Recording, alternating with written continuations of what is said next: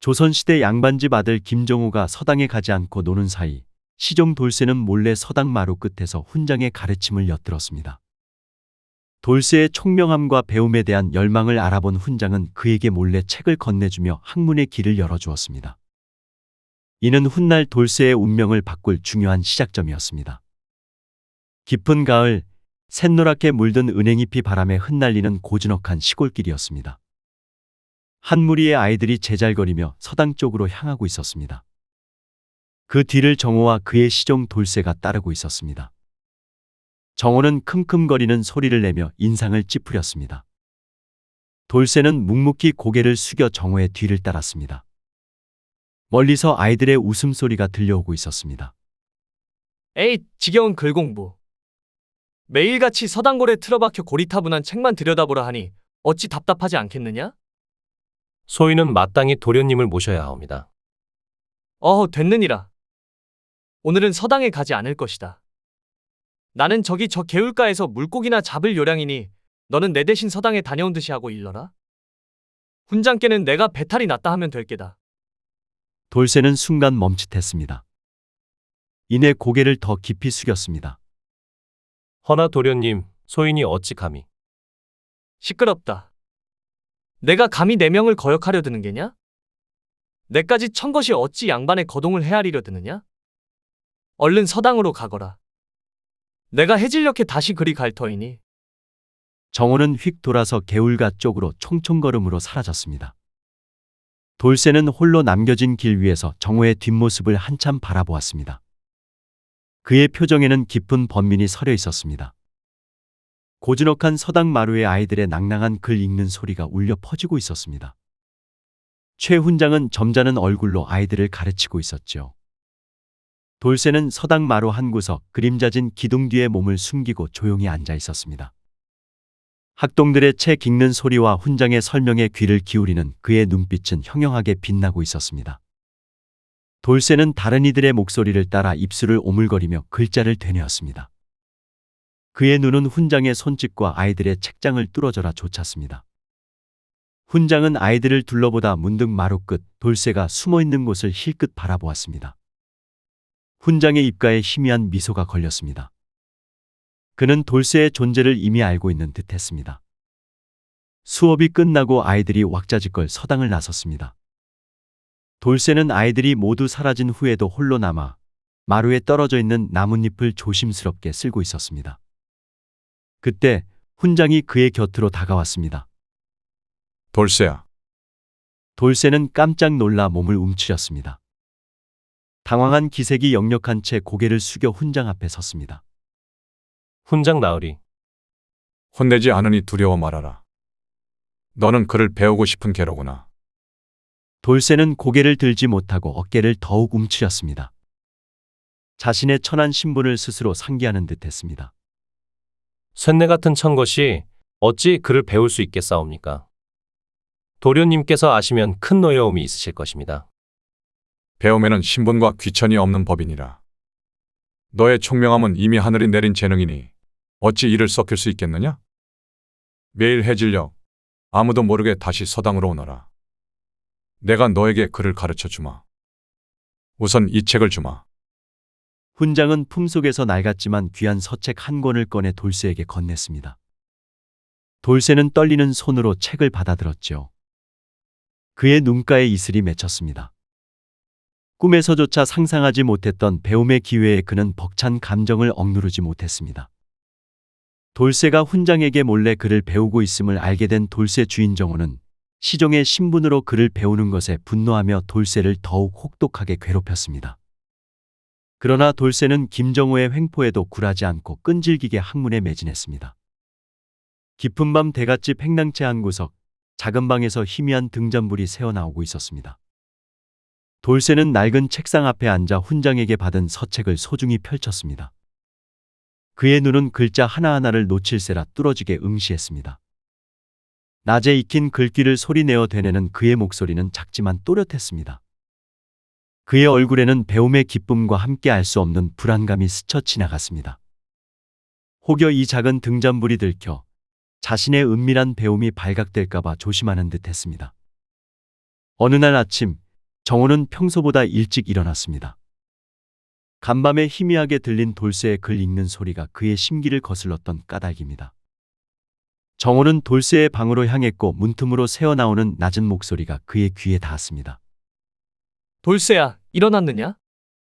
놀란 돌쇠는 황급히 책을 감추었고 그의 심장이 격렬하게 뛰었습니다. 예, 도련님. 밤늦도록 무슨 일을 하였기에 이리 분주한 게냐? 혹 서당에서 배운 글이라도 외운 것이냐? 돌쇠는 순간 얼굴이 하얗게 질렸습니다. 아, 아니옵니다, 도련님. 쇳내는 그저 잠결에 혼잣말을 했을 뿐이옵니다. 정호는 비웃듯 손가락으로 돌쇠의 가슴을 툭툭 쳤습니다. 잠결에 천자문이라도 읊었단 말이냐? 내까지 천것이 감히 글이라도 배우려 드는 게냐? 주제를 모르는 망할 것이. 정호는 종이를 구겨 돌쇠의 면전에 던지고 그의 뺨을 강하게 후려쳤습니다. 돌쇠는 휘청이며 쓰러졌습니다. 돌쇠는 얼굴을 부여잡고 고통스러워했지요. 그러나 그의 눈에는 분노보다는 깊은 슬픔과 좌절감이 깃들어 있었습니다. 더 이상 잠자리에서 글자 노름할 엄두도 내지 못하게 할 것이다. 그리고 당분간은 서당에도 얼씬거리지 말거라. 명심해라. 내 놈은 평생 나를 모시는 천것일 뿐이다. 정호는 분이 풀리지 않는 듯 발길을 돌려 떠났습니다. 돌쇠는 바닥에 엎드린 채 구겨진 종이 조각을 겨우 움켜쥐었습니다.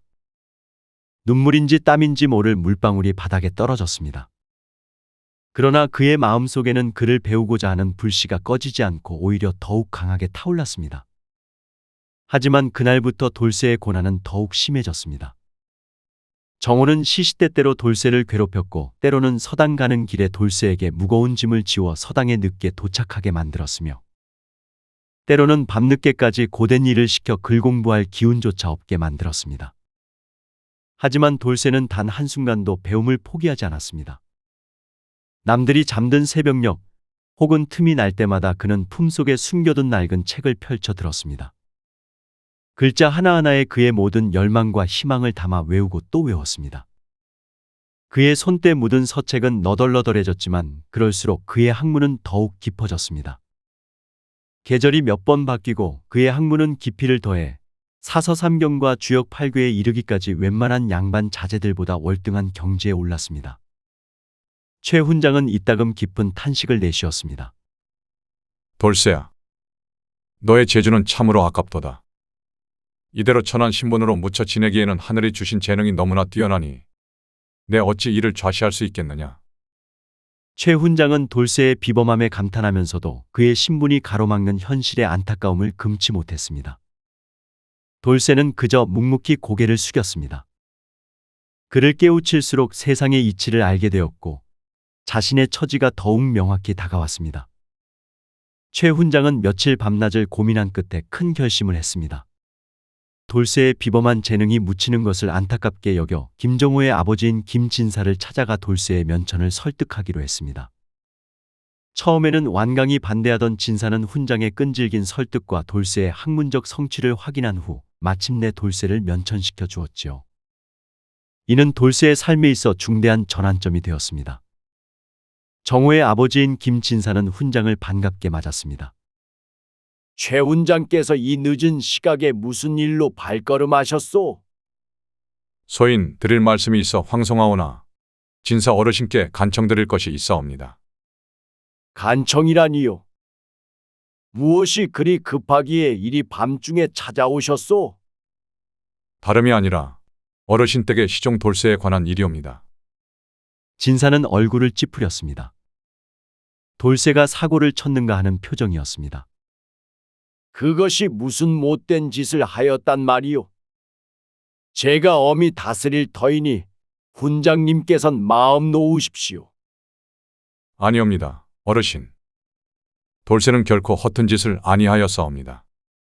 오히려 그 아이는 하늘이 내린 재주를 지녔나니 그 총명함과 배움에 대한 열망이 여느 양반 자제들보다 뛰어납니다. 사서삼경과 주역 8괴를 이미 통달하였으니 이는 실로 놀라운 재능이옵니다. 김진사는 믿을 수 없다는 듯 코웃음을 쳤습니다.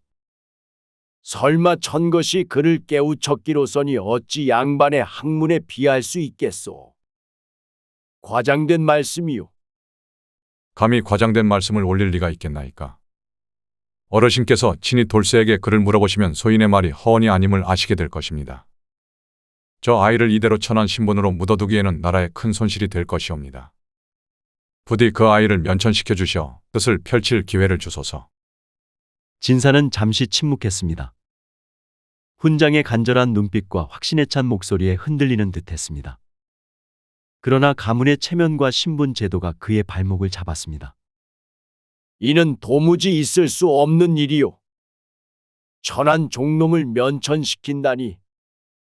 가문의 체면은 어찌하며 다른 종들은 어찌 되겠소?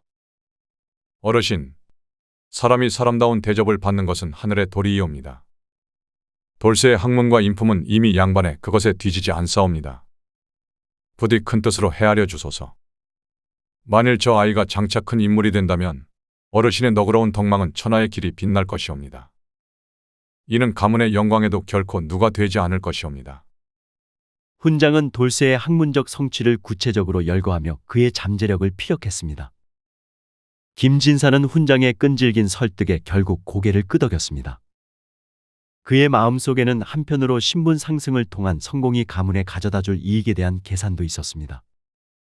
알겠소. 허나 쉬이 결정할 일이 아니니 며칠 말미를 주시구려. 훈장은 정중히 고개를 숙여 감사했습니다. 며칠 뒤 김진사는 고심 끝에 돌쇠를 면천시켜 주기로 결정했습니다. 돌쇠는 면천 소식을 듣고 그의 얼굴에는 기쁨과 함께 알 수 없는 두려움이 스쳐 지나갔습니다. 자유의 몸이 된다는 기쁨도 잠시, 막막한 현실이 그를 짓눌렀습니다. 홀로 세상에 나서야 한다는 무게감이 그의 어깨를 짓누르는 듯했습니다. 저는 이제 어찌 살아야 하옵니까? 제가 무엇을 해야 한단 말이옵니까? 두려워 말아라, 돌쇠야. 너의 배움은 결코 헛되지 않을 것이니라. 넓은 세상으로 나아가 너의 뜻을 펼치거라. 이 스승이 언제나 너를 응원할 것이다. 훈장은 돌쇠에게 격려의 말을 아끼지 않았습니다. 돌쇠는 마지막으로 훈장에게 깊이 머리 숙여 절했습니다. 그의 눈에는 뜨거운 눈물이 고였습니다. 면천된 돌쇠는 갈 곳 없어 저작거리 국밥집에서 머슴으로 일하게 됩니다. 낮에는 고된 노동을, 밤에는 끈질긴 학문을 이어갑니다. 국밥집 주인 옥순댁은 돌쇠의 비범함과 성실함을 눈여겨보며 그에게 관심을 갖기 시작합니다. 돌쇠는 세상에 홀로 섰습니다. 이름은 돌쇠였으나 이제는 누구의 종도 아닌 자유로운 몸이었습니다. 허나 자유가 주는 기쁨도 잠시, 막막한 현실이 그를 짓눌렀습니다. 가진 것도 기댈 곳도 없는 그에게 세상은 여전히 차갑고 드넓었습니다. 돌쇠는 며칠을 떠돌다 번잡한 저작거리의 한 국밥집 앞에 섰습니다. 김이 모락모락 피어나는 국밥 그릇을 나르는 여인의 모습이 눈에 들어왔습니다. 바로 국밥집 주인 옥순댁이었습니다. 옥순댁은 고된 삶에도 불구하고 기품이 남아있는 얼굴에 다부진 인상을 지닌 여인이었습니다. 그녀는 원래 양반집 규수였으나 기구한 운명으로 홀로 국밥집을 꾸려가고 있었습니다. 돌쇠는 조심스럽게 옥순댁에게 다가갔습니다. 부디 쇳내에게 일을 주실 수 있겠사옵니까? 밥벌이조차 막막하여 염치불구하고 이렇게 간청드립니다. 옥순댁은 돌쇠의 초췌한 몰골에도 불구하고 그의 눈빛에 담긴 단단함을 읽어냈습니다. 왠지 모를 강단과 총명함이 느껴졌습니다. 이렇듯 쓸쓸한 기색으로 찾아온 사내는 흔치 않은데 무슨 연유인고? 면천된 몸이나 갈 곳 없어 이리 떠돌게 되었습니다. 글도 읽을 줄 아니 도움이 되실 겁니다. 옥순댁은 돌쇠의 글을 깨쳤다는 말에 눈썹을 살짝 올렸습니다. 천한 신부님에도 글을 깨쳤다는 말에 그녀의 마음속에 작은 파문이 일었습니다. 그녀 또한 한때 양반집 규수로 글을 배우고 자랐던 터였습니다. 그를 깨우쳤다? 놀라운 일이로군. 허나 세상은 글만으로 살기 어렵네. 좋네, 당장은 허드렛 일이나마 시켜줄 터이니 오늘부터 일을 해보게. 부지런하지 못하면 이곳에서는 머물기 어려울 것이야. 이 은혜를 평생 잊지 않겠사옵니다. 시키는 일은 무엇이든 죽으림을 다하여 해내겠습니다. 그렇게 돌쇠는 국밥집 머슴이 되었습니다. 낮에는 국밥집에서 쉴 새 없이 일했습니다. 무거운 가마솥을 나르고 손님상을 치우고 땀 흘려 장작을 패는 고된 노동의 연속이었습니다. 하지만 밤이 되면 돌쇠는 배움을 놓지 않았습니다. 옥순댁이 내어준 허름한 방 한 구석에서 희미한 등잔불을 켰습니다. 번 돈으로 겨우 사모은 낡은 서책들을 조심스럽게 펼쳤습니다. 비록 몸은 지쳐 있었으나 그의 눈은 여전히 글자를 향한 뜨거운 열망으로 빛났습니다. 힘든 나날들이었지만 글을 읽는 순간만큼은 그 모든 것을 잊은 듯했습니다. 옥순댁은 이따금 돌쇠의 방에서 새어나오는 등잔불 빛과 낮은 목소리를 들었습니다. 그녀는 굳이 돌쇠를 불러세워 묻지 않았습니다. 그저 멀찍이 서서 그 모습을 지켜보았습니다. 옥순댁의 눈빛에는 알 수 없는 감회와 함께 돌쇠를 향한 깊은 신뢰가 싹트고 있었습니다. 그녀는 자신이 겪었던 기구한 운명을 떠올렸습니다. 양반이었던 남편은 일찍 죽고 천한 남자에게 보쌈을 당했지만 그 남자마저 죽어버린 기구한 삶. 그러나 그녀는 좌절하지 않고 스스로의 힘으로 이 국밥집을 일으켜 세웠습니다. 그래서인지 돌쇠의 끈기와 노력이 남들보다 더 크게 다가왔습니다. 저 사내 보통 인물이 아니로구나. 필시 큰 제목이 될 것이다. 그녀의 마음속에 돌쇠의 앞날을 위한 새로운 계획이 움트기 시작했습니다. 옥순댁은 돌쇠에게 짝을 찾아주려 했습니다. 그러던 중 마을 약방딸 소희의 기구한 사연을 듣게 되었고 자신의 경험을 바탕으로 두 사람의 인연을 맺어주려 했습니다. 돌쇠와 소희는 서로의 아픔을 이해하며 새로운 인연을 시작하게 되는데 돌쇠와 같이 성실하고 올곧은 사내라면 응당 좋은 배필을 만나 앞날을 도모해야 할 터였습니다. 옥순댁은 돌쇠에게 어울리는 짝을 찾아주기로 마음먹었습니다. 마을 약방딸 소희의 이야기가 옥순댁의 귓가에 맴돌았습니다. 소희는 20살 남짓한 어린 나이였으나 그 운명이 참으로 기구하다는 소문이 자자했습니다. 2번이나 시집을 갔으나 신방을 차린 지 얼마 되지 않아 남편이 죽어나가는 변고를 겪었다는 것입니다. 이로 인해 주변에서는 그녀를 과부 팔자라며 기피했지요. 옥순댁은 소희의 기구한 사연에 깊이 공감했습니다. 자신 또한 첫 남편을 잃고 보쌈당한 두 번째 남편마저 잃었던 터라 소희의 처지가 남일 같지 않았습니다. 세상의 모진 풍파를 홀로 견뎌내는 여인에게 연민과 안타까움이 밀려왔습니다. 그리 고은 교수가 무슨 죄가 있단 말인가? 필시 누군가 나서서 맺힌 한을 풀어주어야 할 터인데. 그녀는 돌쇠의 강직함과 소희의 순수함이 서로의 상처를 보듬어 줄 수 있으리라 직감했습니다. 옥순댁은 이내 결심했습니다. 며칠 뒤 옥순댁은 소희의 약방을 찾아갔습니다. 약방 안은 조용했고 소희는 홀로 앉아 약재를 다듬고 있었습니다. 그녀의 얼굴에는 젊은 나이답지 않은 그늘이 드리워져 있었으나 그 모습에서 여린 아름다움이 풍겨 나왔습니다. 두 사람은 깊은 대화를 오고 갔고 끝내 그녀는 옥순댁의 제안을 허락했습니다. 옥순댁의 국밥집에서 돌쇠와 소희의 첫 만남이 이루어졌습니다. 어색하고 조심스러운 분위기 속에서 두 사람은 서로를 마주했습니다. 부인의 말씀으로 소희 낭자의 기구한 사연을 들었습니다. 송구합니다. 저는 이미 2번이나 불행을 겪었으니 그대에게 누를 끼칠까 두렵습니다. 불행은 혼자 짊어지는 것이 아닙니다. 저 또한 세상의 차가운 시선을 견뎌왔으니 그대의 짐을 함께 나누고 싶습니다. 부디 저와 함께 새로운 인연을 시작해 주시겠소? 서로의 아픔과 외로움을 본능적으로 알아본 두 사람은 마치 거울을 보듯 서로에게 이끌렸습니다. 옥순댁은 그들의 모습을 따뜻한 눈빛으로 지켜보았습니다. 그녀는 이 두 사람의 인연이 필시 하늘이 맺어준 것이라 확신했습니다. 돌쇠와 소희는 그렇게 서로에게 희망과 안식을 찾아주었습니다. 이 만남이 그들의 기구한 운명을 어떻게 바꿔놓을지는 아무도 알지 못했습니다. 옥순댁의 주선으로 돌쇠와 소희는 조촐한 혼례를 올렸습니다. 비록 초라한 시작이었으나 서로를 의지하며 행복한 시간을 보냈습니다. 옥순댁은 두 사람의 앞날을 위해 돌쇠에게 양반 족보를 사주기로 계획을 세우고 이는 돌쇠가 진정한 이씨 양반으로 거듭날 준비를 하는 계기가 되었습니다. 돌쇠와 소희는 옥순댁의 국밥집 한켠에 작은 보금자리를 마련하여 혼례를 올렸습니다.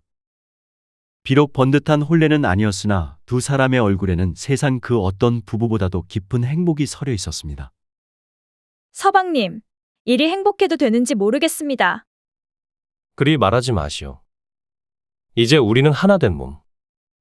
기쁨도 슬픔도 함께 나눌 것이니 그대의 행복이 곧 나의 행복입니다. 돌쇠는 소희를 바라보며 조용히 읊조렸습니다. 옥순댁은 두 사람의 행복을 보며 깊은 감회에 젖었습니다. 자신이 맺어준 인연이 이리도 아름답게 피어나는 것을 보니 절로 웃음이 나왔습니다. 그녀는 돌쇠의 재주와 노력을 다시 한번 떠올렸습니다. 그가 천한 신분을 벗어났지만 과거 시험조차 볼 수 없다는 현실이 그녀의 마음을 아프게 했습니다. 옥순댁은 조용히 돌쇠를 불렀습니다. 내 너를 지켜보니 하늘이 내린 제목임이 분명하다. 허나 이대로는 너의 재주가 썩을 것이니 내가 너에게 큰 선물을 주려 한다. 돌쇠는 고개를 숙였습니다. 저에게 이미 큰 은혜를 베푸셨거늘 또 무슨 말씀을 하시는지? 내가 진정 뜻을 펼치려면 양반의 이름과 뿌리가 필요하다. 내 너에게 양반 족보를 사주려 한다. 돌쇠는 깜짝 놀라 옥순댁을 바라보았습니다. 족보를 사는 것은 당시 세상에서는 암암리에 이루어지는 일이었으나 결코 쉬이 행할 수 있는 일이 아니었습니다. 또한 천한 신분인 자신에게 양반 족보를 사준다는 것은 상상조차 할 수 없는 은혜였습니다. 그 무슨 말씀을? 저 같은 천것에게 어찌 감히? 이는 감당할 수 없는 일이옵니다. 감당 못할 일이라 여기지 마라. 내가 재주를 펼쳐 큰 인물이 된다면 그 또한 덕이니라. 나는 너의 노력을 믿으니 부디 내 원이라 생각하고 받아다오. 옥순댁의 단호하면서도 따뜻한 눈빛에 돌쇠는 할 말을 잃었습니다. 그의 눈가에 뜨거운 눈물이 맺혔습니다. 이 은혜는 죽어서도 잊지 않겠습니다. 반드시 성공하여 은혜를 갚을 것이옵니다. 옥순댁은 고개를 끄덕이며 미소 지었습니다. 그렇게 돌쇠는 옥순댁의 도움으로 양반 족보를 얻게 되었습니다. 이제 그는 더 이상 돌쇠가 아니었습니다. 새로운 이름, 새로운 신분으로 과거 시험에 도전할 기회를 얻게 된 것입니다. 그의 앞날에는 어떤 영광과 시련이 기다리고 있을까요? 옥순댁의 도움으로 이씨 족보를 얻은 돌쇠는 이제 과거 시험에 응시하게 됩니다. 돌쇠는 밤낮으로 학문에 더욱 매진했습니다. 옥순댁의 깊은 배려와 소희의 따뜻한 보살핌 속에서 그의 학문은 날마다 깊어졌습니다. 그의 눈빛은 흔들림 없는 확신으로 가득 찼고 이제 그는 미천한 머슴이 아닌 학자의 기품을 온전히 갖춘 선비의 모습이었습니다. 마침내 과거 시험의 날이 다가왔습니다. 돌쇠는 굳은 얼굴로 시험장으로 향했습니다. 수많은 선비들이 저마다의 희망을 품고 모여든 장소는 팽팽한 긴장감으로 가득했습니다. 그의 심장은 고요했으나 그 안에 담긴 열망은 뜨거웠습니다. 시험이 시작되고 돌쇠는 망설임 없이 답안을 채워나갔습니다. 그의 분놀림은 거침이 없었고 글자 한자 한자에는 그동안 쌓아온 학문의 깊이가 고스란히 담겨 있었습니다. 며칠 뒤 과거 시험의 방이 발표되었습니다. 수많은 사람이 방이 붙은 곳으로 몰려들었습니다. 여기저기서 환호성과 탄식이 교차했습니다. 합격자 명단에 당당히 그의 이름이 쓰여 있었습니다. 순간 눈가가 뜨거워졌습니다. 그는 믿을 수 없다는 듯 자신의 이름을 몇 번이고 확인했습니다. 그의 입가에 벅찬 미소가 번졌습니다. 하지만 그 기쁨 뒤에는 옛 주인 김정호와의 재회에 대한 불안감이 고개를 들었습니다. 돌쇠는 합격 소식을 옥순댁과 소희에게 전했습니다. 두 사람은 돌쇠의 합격에 기쁨의 눈물을 흘렸습니다. 이리 기쁜 소식을 들으니 내 죽어도 여한이 없구나. 서방님, 정말 장하십니다. 이 모든 것이 서방님의 피땀 어린 노력의 결실입니다. 기쁨도 잠시 돌쇠는 조심스럽게 자신의 뜻을 밝혔습니다. 일이 합격은 하였사오나 내 옛 신분이 밝혀질까 염려되옵니다. 지방으로 내려가 관직을 시작하고자 합니다. 옥순댁은 돌쇠의 깊은 뜻을 이해했습니다. 그의 과거가 앞길에 걸림돌이 될 수 있음을 헤아렸습니다. 틀린 말이 아니구나. 너의 뜻이 그러하다면 가야지. 내가 어디에 있든 내 앞날이 밝기를 기원할 것이다. 서방님의 뜻이라면 저 또한 따르겠습니다. 어디든 서방님이 계신 곳이 제 자리입니다. 돌쇠는 옥순댁과 소희에게 깊이 고개 숙여 감사했습니다. 돌쇠는 옥순댁의 따뜻한 배웅을 받으며 한양을 떠나 지방으로 향했습니다. 그의 발걸음은 가벼웠으나 그 속에는 새로운 시작에 대한 비장함이 담겨 있었습니다. 넓은 세상으로 나서는 그의 앞날에는 어떤 일들이 펼쳐질까요? 지방 관직에서 백성들의 존경을 한몸에 받으며 평탄한 삶을 살게 된 돌쇠는 소희와 함께 행복하게 지냈습니다. 지방으로 내려간 그는 맡은 바 소임을 다하며 백성들의 고충을 헤아렸습니다. 그의 뛰어난 학식과 청렴한 성품은 지방 곳곳에 소문이 자자했습니다. 어려운 백성을 위한 그의 노력은 빛을 발했고 그는 곧 백성들의 칭송과 존경을 한몸에 받는 목민관이 되었습니다. 옥순댁은 멀리서도 돌쇠의 소식을 들으며 흐뭇한 미소를 지었습니다. 자신이 베푼 작은 은혜가 한 사람의 인생을 바꾸고 나아가 백성들에게 큰 덕을 베풀게 되었다는 사실에 감사했습니다.